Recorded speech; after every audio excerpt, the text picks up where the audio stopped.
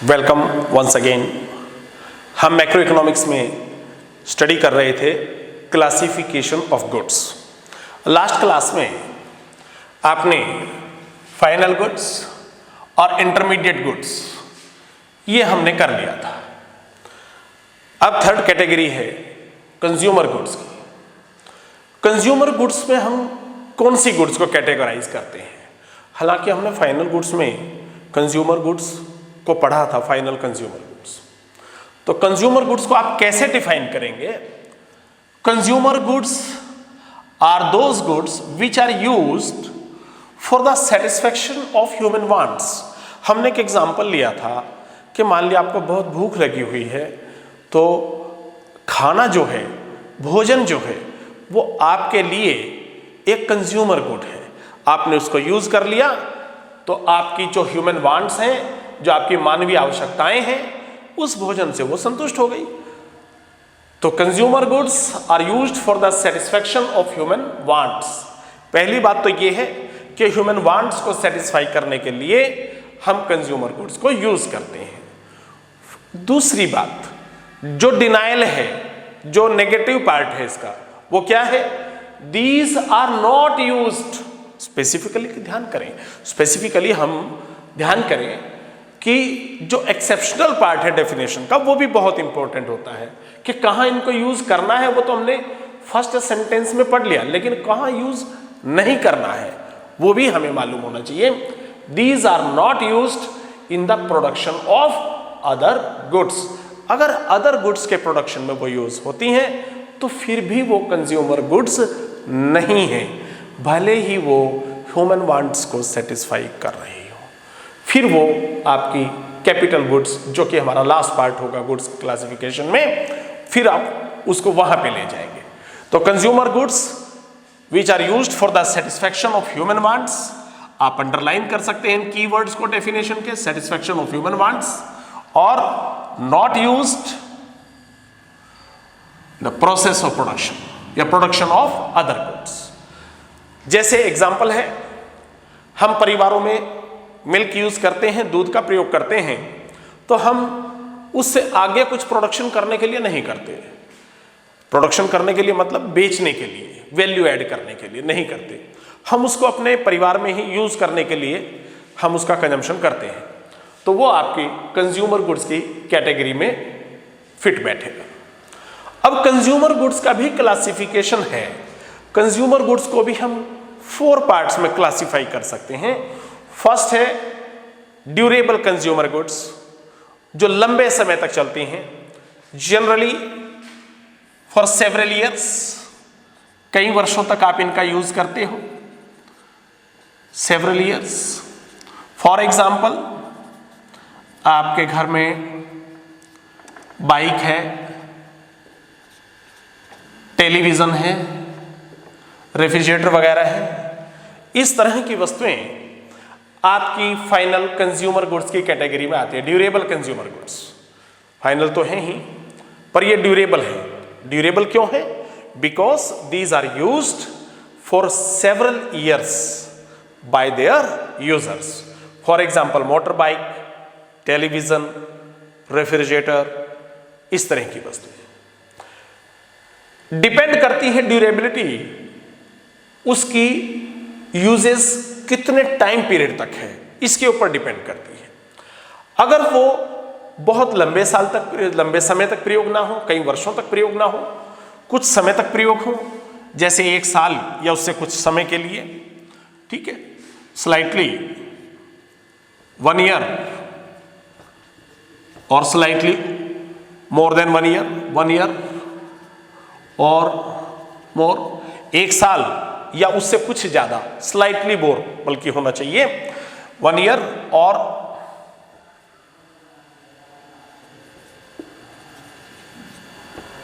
Slightly more than 1 year. For example, clothes हैं, कपड़े, ये तो नहीं है कि आप 10 वर्ष पहले भी वही ड्रेस पहनते थे और आज 10 साल बाद भी वही पहन रहे हैं। सेकेंड क्लास में भी आप वही यूज करते थे और आज 12th क्लास में भी यूज करते हैं, पॉसिबल नहीं। Clothes, these are semi durable goods. साल 6 महीने इस तरह से आप यूज करते हैं। इसी तरह से आपके घरों में ट्यूबलाइट होंगी,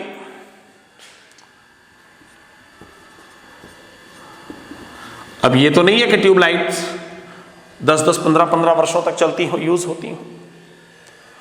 क्रॉकरी है घर में, क्रॉकरी भी सेमी ड्यूरेबल की कैटेगरी में आएगी, क्योंकि क्रॉकरी क्या पता कितने समय चल पाए, हो सकता है 1 घंटा भी ना चले। तो इस तरह से इसको भी हम सेमी ड्यूरेबल की कैटेगरी में डालते हैं। तो ड्यूरेबल गुड्स वो जो अनेक वर्षों तक यूज होती हैं, 5, 10, 15 साल तक चल जाती हैं। सेमी ड्यूरेबल जो 1 साल या 1.5 साल 2 साल तक चलती हैं जनरली। और इसके बाद तीसरी कैटेगरी है non durable goods. Non durable goods को हम सिंगल यूज गुड्स भी बोल सकते हैं, क्योंकि these are used up in a single act of consumption, used up in a single act of consumption। एक बार आपने कंजम्पशन कर लिया, सेम पार्ट आप दोबारा यूज नहीं कर सकते। फॉर एग्जाम्पल, पेट्रोल है, डीजल है,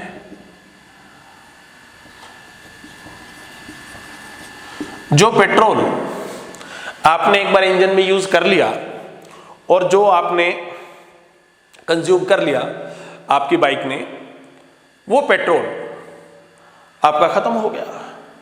same amount, same quantity petrol के आप दोबारा यूज नहीं कर सकते। इसी तरह से इलेक्ट्रिसिटी, बिजली की जो यूनिट आपने एक बार यूज कर ली, वो खत्म हो गई। The same unit cannot be used again and again। इसी तरह से मिल्क, टी एटसेट्रा, ये आपके नॉन ड्यूरेबल गुड्स के एग्जाम्पल हैं। These are used up in a single act of consumption। एक ही बार प्रयोग करने से ये समाप्त हो जाते हैं, इसके बाद इनका आप दोबारा से यूज नहीं कर सकते। इसी तरह से एलपीजी गैस है आपके पास, वो एग्जाम्पल भी आप ऐड कर सकते हैं। एक बार जो आपने गैस का सिलेंडर यूज कर लिया, उसके अंदर की जो गैस एक बार आपने कंज्यूम कर ली, बस वो गैस खत्म हो गई। अब तो दोबारा से दूसरी गैस ही आएगी, उसी को आप यूज कर पाएंगे। तो ये है तीसरी कैटेगरी, नॉन ड्यूरेबल गुड्स। इसके बाद कंज्यूमर गुड्स की last category services. Services non material, non physical goods, non material goods, non physical goods, physically दिखाई नहीं देती लेकिन इनकी वैल्यू होती है। जैसे इनको आप यूज करते हो for the direct satisfaction of human wants. ये हमारी वांट्स को डायरेक्टली सेटिस्फाई करती है, तो आप इसको ऐड कर सकते हो। These are non material goods and used for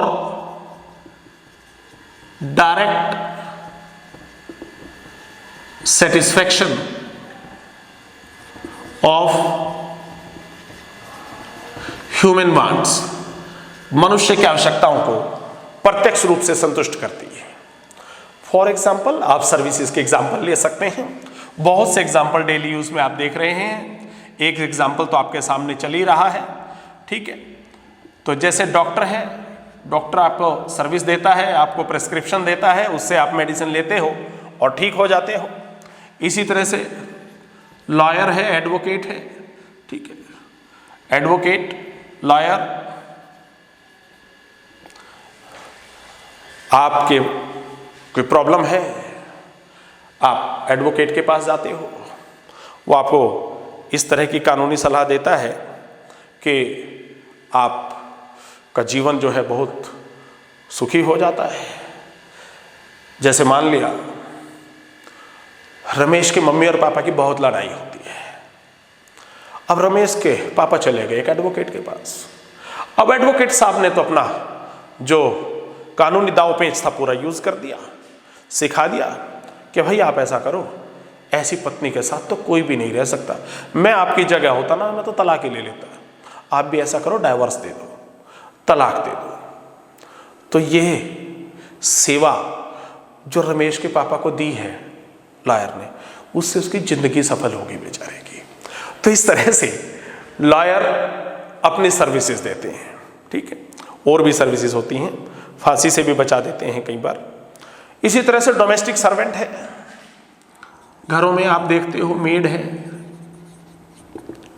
domestic servant, cook है, वॉचमैन है, ये भी सर्विसेज रेंडर कर रहे हैं, आपको सेवाएं दे रहे हैं for the direct satisfaction of human wants, आप इनको यूज करते हो। नॉन मटेरियल गुड्स है, टीचर है, आपको पढ़ाते हैं, तो बताइए टीचर कौन सा कुछ आपको मटेरियल गुड्स दे के भेजते हैं, आपके बैग में कुछ ऐसा डाल देते हैं या आपकी जेब में कुछ ऐसा डाल देते हैं जिसको आप घर में जाके अपना रख लेते हैं, यूज कर लेते हैं, ऐसा नहीं है।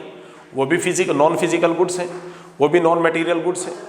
तो doctor, lawyer, domestic servant etcetera, ये जो है आपके नॉन फिजिकल गुड्स यानी कि सर्विसेज हैं, नॉन मटेरियल गुड्स। तो ये था हमारा क्लासिफिकेशन कंज्यूमर गुड्स का। कंज्यूमर गुड्स को हम उनके एक्ट ऑफ कंजम्पशन या ड्यूरेशन के अनुसार 4 भागों में बांटते हैं। ड्यूरेबल जो कि सेवरल ईयर्स तक यूज होती हैं, सेमी ड्यूरेबल जो साल या 1.5 साल 2 साल तक यूज हो पाती हैं जनरली, नॉन ड्यूरेबल जो सिंगल एक्ट ऑफ कंजम्पशन में एक बार में समाप्त हो जाती है, आप उनको दोबारा यूज नहीं कर सकते, और सर्विसेज जो कि direct satisfaction of human wants के लिए आप यूज करते हो, उसको आप फिजिकली महसूस कर सकते हो, पर वो आपको फिजिकल टर्म्स में कहीं पे दिखाई नहीं देती, मटेरियल टर्म्स में आपको दिखाई नहीं देती। अब क्लासिफिकेशन ऑफ गुड्स में आप तीसरा पार्ट कंज्यूमर गुड्स भी कर चुके हैं। अब हमारे पास गुड्स के क्लासिफिकेशन में केवल कैपिटल गुड्स का जो पोर्शन है बस वही बचा हुआ है। तो हम इसी में कैपिटल गुड्स को भी कवर करेंगे। कैपिटल गुड्स बहुत छोटा सा टॉपिक है, ज्यादा बड़ा नहीं है। आइए चलते हैं कैपिटल गुड्स पे।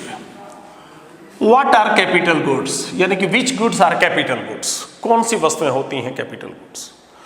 दीज आर दोज गुड्स, इसकी कैरेक्टरिस्टिक्स आप नोट करें।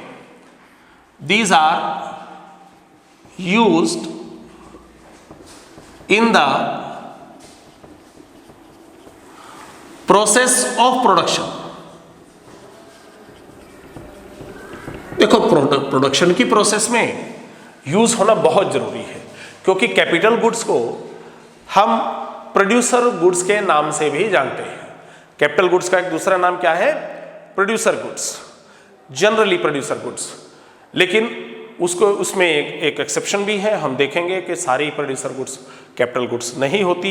ये एक बड़ी लूज सी बात है कि हम कह सकते हैं कि capital goods are generally producer goods but all producer goods are not capital goods. ये भी एक स्टेटमेंट अभी हम करने वाले हैं।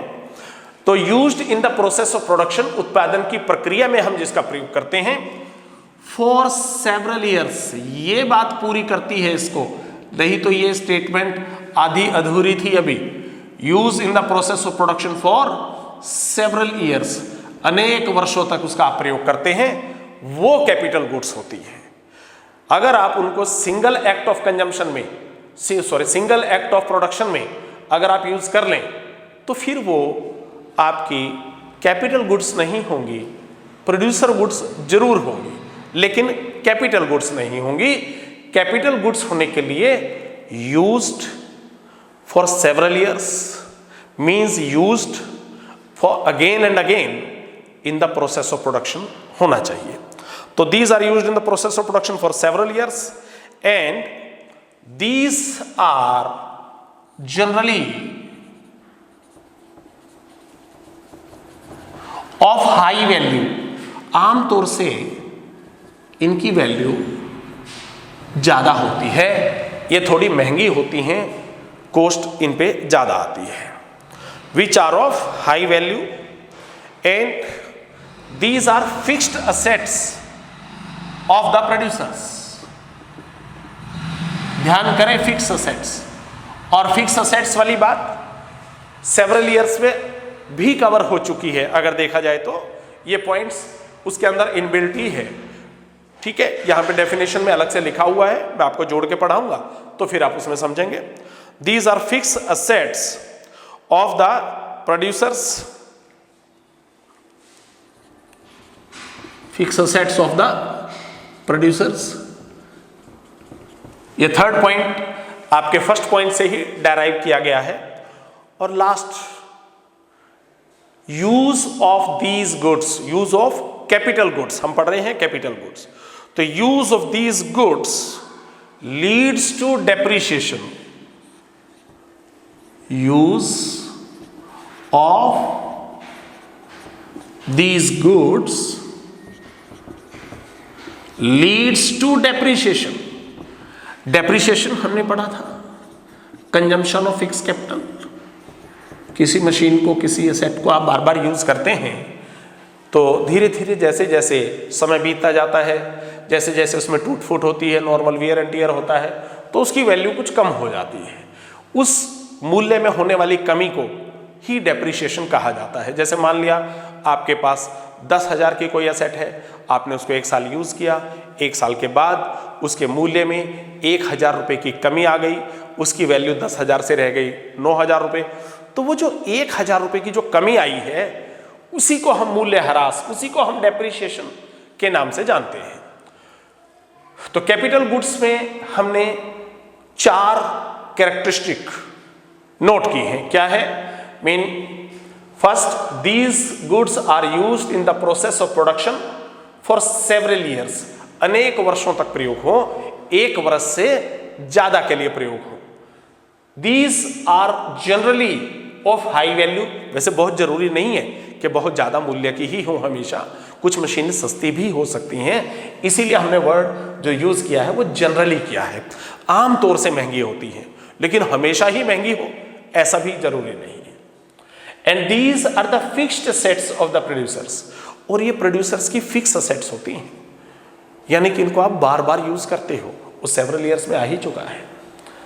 And use of these goods leads to depreciation. और जब आप इनको यूज करेंगे, सीधी सी बात है, जब आप फिक्स असेट मानेंगे, बार बार यूज करेंगे, सेवरल ईयर्स तक यूज करेंगे, तो फिर उसके मूल्य में कमी तो आएगी, डेप्रिसिएशन तो उसमें लगेगा।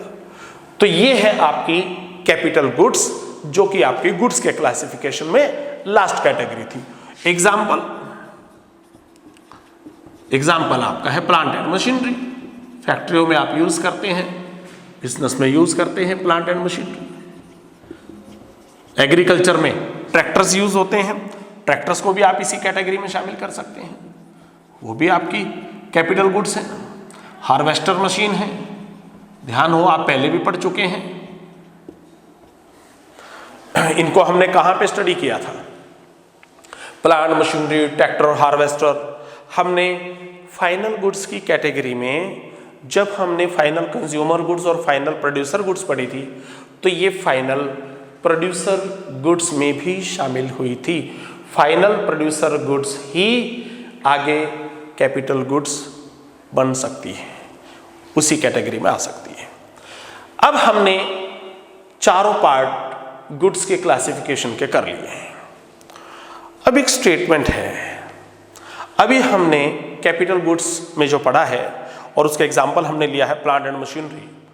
अब क्वेश्चन ये अराइज होता है कि क्या प्लांट एंड मशीनरी हमेशा, क्या कोई भी मशीन कैपिटल गुड होती है?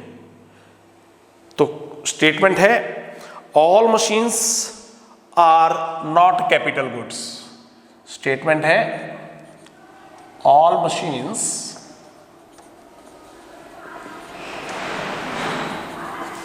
Are not capital goods. सभी मशीनें कैपिटल गुड्स नहीं होती। इसके हम एक दो एग्जाम्पल लेते हैं जिससे हमें पता लगेगा कि किस तरह से हम डिसाइड करेंगे कि मशीन्स कैपिटल गुड्स होती हैं और कब होती हैं और कब नहीं होती हैं। तो सबसे पहले हम इसके एक एग्जाम्पल लेते हैं सिलाई मशीन, स्यूइंग मशीन,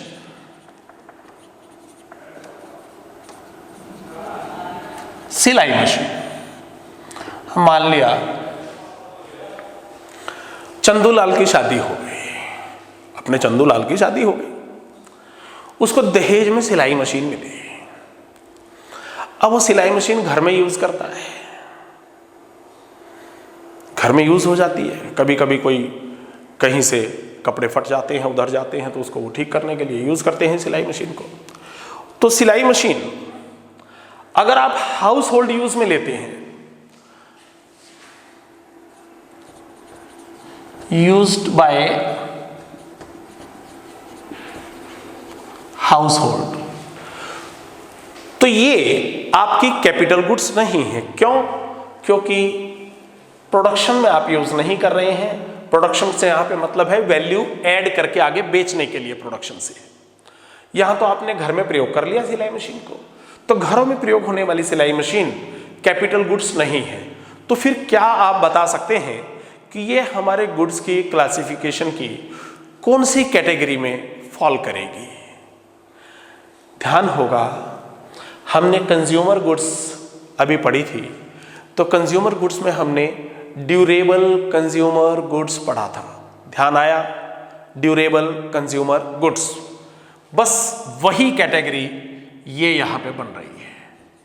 क्योंकि मशीन अनेक वर्षों तक यूज होती है, तो ये ड्यूरेबल कंज्यूमर गुड हो गई, ड्यूरेबल कंज्यूमर गुड। लेकिन अगर हम इसका यूज बदल दें सिलाई मशीन का, अगर कोई टेलर, ड्रैपर इसको यूज करे, तो उसके लिए डेफिनेटली ये कैपिटल गुड्स की कैटेगरी में आएगी। If seeing machine is used by tailor, then it will be classified as capital good. तो ये आपकी कैपिटल गुड्स की कंडीशंस को फुलफिल करती है, क्योंकि टेलर उसको प्रोसेस ऑफ प्रोडक्शन में यूज करेगा, सेवरल ईयर्स तक यूज करेगा, उसके लिए दुकान के हिसाब से तो हाई वैल्यू भी है, इन्वेस्टमेंट का काफी पार्ट मशीनों में हो जाता है, और डेप्रिसिएशन भी तो लगेगा साथ साथ। तो उधर आप देख रहे हो साइड में गुड्स की जो फीचर्स थी, कैरेक्टरिस्टिक्स थी, वो यहाँ पे आपकी यूज हो जाएंगी। तो एक तो हमने एग्जांपल लिया सिलाई मशीन का, तो इससे एक बात स्पष्ट हो गई कि all machines are not capital goods. एक एग्जांपल और ले लेते हैं। सपोज आपके पास एक कार है, कार को आप अपने फैमिली के लिए यूज करते हैं, यूज्ड बाय हाउस होल्ड, तो आपने बेचने के लिए उससे कोई ऐसी सर्विस तो यूज की, प्रोड्यूस की नहीं है, तो प्रोसेस ऑफ प्रोडक्शन में तो आपने यूज की नहीं है, वैल्यू एडिशन में तो यूज की नहीं है, तो क्या ये कैपिटल गुड्स की कैटेगरी में आएगी? बिल्कुल नहीं। तो फिर ये कौन सी कैटेगरी में फॉल करेगी? वापस आ जाइए कंज्यूमर गुड्स में, और आपने पढ़ा था ड्यूरेबल कंज्यूमर गुड्स, वहां पे आपने जहां पे बाइक लिखा था, तो बाइक के साथ कार भी आ जाएगी इसमें। तो ये आपकी ड्यूरेबल कंज्यूमर गुड हो गई। कारण क्योंकि आपने परिवार के लिए प्रयोग की है कार, इससे आप कोई अर्निंग नहीं कर रहे हैं, इससे आप किसी सर्विस का प्रोडक्शन नहीं कर रहे हैं, किसी गुड्स का प्रोडक्शन नहीं कर रहे हैं जिसको बेचकर आप वैल्यू ऐड कर सकें और जिससे आप प्रॉफिट अर्न कर सकें। लेकिन if the same car is used as taxi, अब यहां पे सिचुएशन बदल गई है। अगर आप कार को टैक्सी के रूप में यूज करते हैं, जैसे मशीन को टेलर ने यूज किया था और अब आपने कार को मान लिया टैक्सी के रूप में यूज किया है, तो टैक्सी के रूप में यदि आप यूज करते हैं, अब आप उसको प्रोसेस ऑफ प्रोडक्शन में यूज कर रहे हैं, आप सर्विसेज प्रोड्यूस कर रहे हैं, उससे आप वैल्यू ऐड करेंगे, अर्निंग करेंगे। अब आपकी वो कैपिटल गुड्स की कंडीशंस को फुलफिल करती है। तो used car used as a taxi is a capital good. अब आप इसे बोल सकते हो कि ये कैपिटल गुड है। तो इन दोनों एग्जाम्पल से हमारी ये स्टेटमेंट जो है वेरीफाई हो रही है कि all machines are not capital goods. All machines are not capital goods, it depends upon their uses. परिवार में यूज करते हैं तो ड्यूरेबल कंज्यूमर गुड्स हैं, चाहे वो स्विंग मशीन है या वो कार है। अगर स्विंग मशीन को टेलर यूज करता है तब वो कैपिटल गुड है, या आप कार को टैक्सी के रूप में यूज करते हैं तब भी वो कैपिटल गुड की कैटेगरी में आती है। एक और स्टेटमेंट छोटी सी है, वो हम इसके साथ ऐड करते हैं, इसे हम यहां से डिलीट कर देते हैं। ये लीजिए, नेक्स्ट स्टेटमेंट है all capital goods are producer goods. Statement है ऑल कैपिटल गुड्स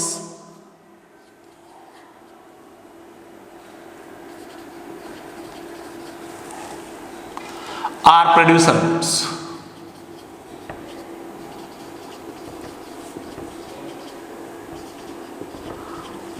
जो भी कैपिटल गुड्स होती हैं वो सब प्रोड्यूसर गुड्स ही होती हैं। बात भी सही है, क्योंकि कैपिटल गुड की जो डेफिनेशन है, the very definition of the capital goods signify in its first part that it is used in the process of production. Process of production में यूज होगी तो प्रोड्यूसर गुड तो होगी, तो all capital goods are producer goods. बिल्कुल सही बात है, ऐसा तो होगा ही। लेकिन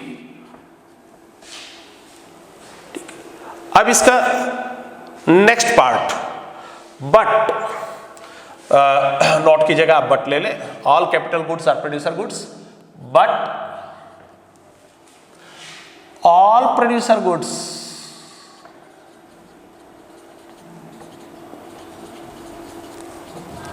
are not capital goods, are not capital goods.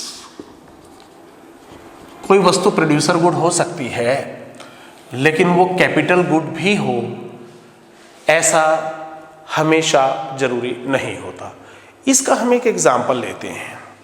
जैसे मान लिया आप प्रोडक्शन करते हैं, प्रोडक्शन में आप कच्चा माल जो भी यूज़ करते हैं, रॉ मटेरियल आप जो भी यूज़ करते हैं, वो प्रोड्यूसर गुड तो है, क्योंकि वो प्रोसेस ऑफ प्रोडक्शन में तो यूज़ होता है।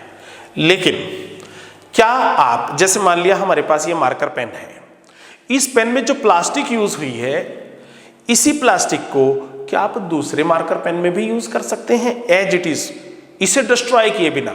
ये बात ध्यान है, ठीक है, ध्यान रखने वाली बात यह है कि इसको डिस्ट्रॉय किए बिना, ये मार्कर पेन, इसमें हमने जो प्लास्टिक यूज किया है, क्या हम इस पेन को डिस्ट्रॉय किए बिना इस प्लास्टिक को हम दूसरे मार्कर पेन के प्रोडक्शन में यूज कर सकते हैं?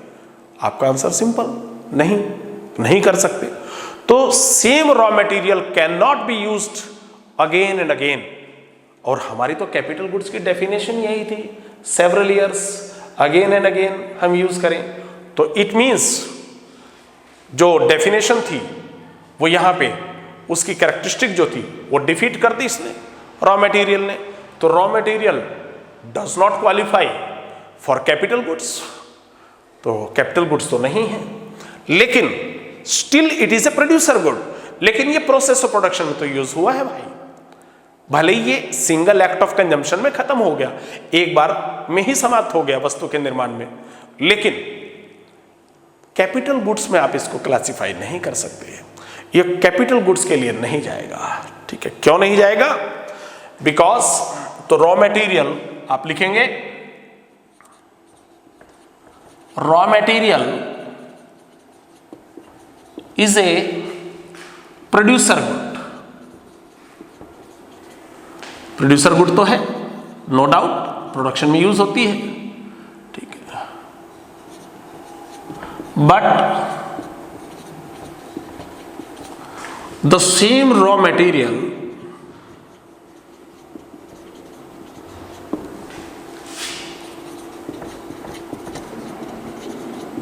cannot be used again and again।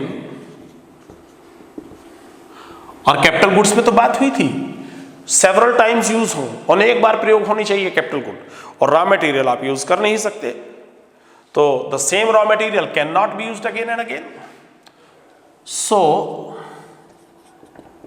It is not a capital good, capital good नहीं है। However it is a producer good, producer good तो है लेकिन कैपिटल गुड नहीं है। तो सेकंड पार्ट जो हमारा था वो यही था स्टेटमेंट का, all producer goods are not capital goods. और रॉ मटेरियल इस सेकंड पार्ट को कंफर्म करता है कि ये आपका सेकंड पार्ट जो है बिल्कुल स्टेटमेंट का सही है।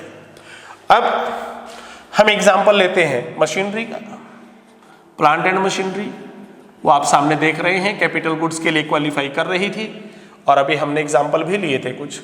तो machinery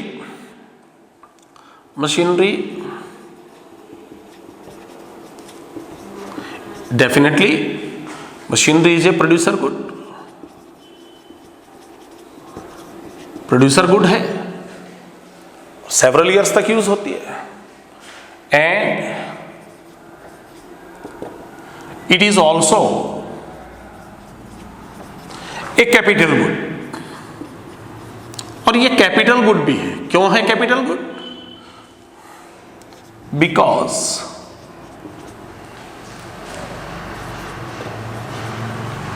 it can be used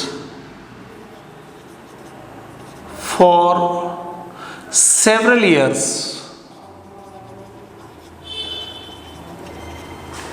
या several times तो यूज कर ही सकते हैं कम से कम।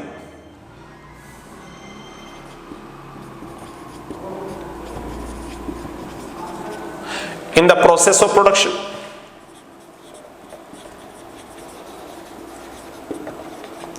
and also leads to depreciation।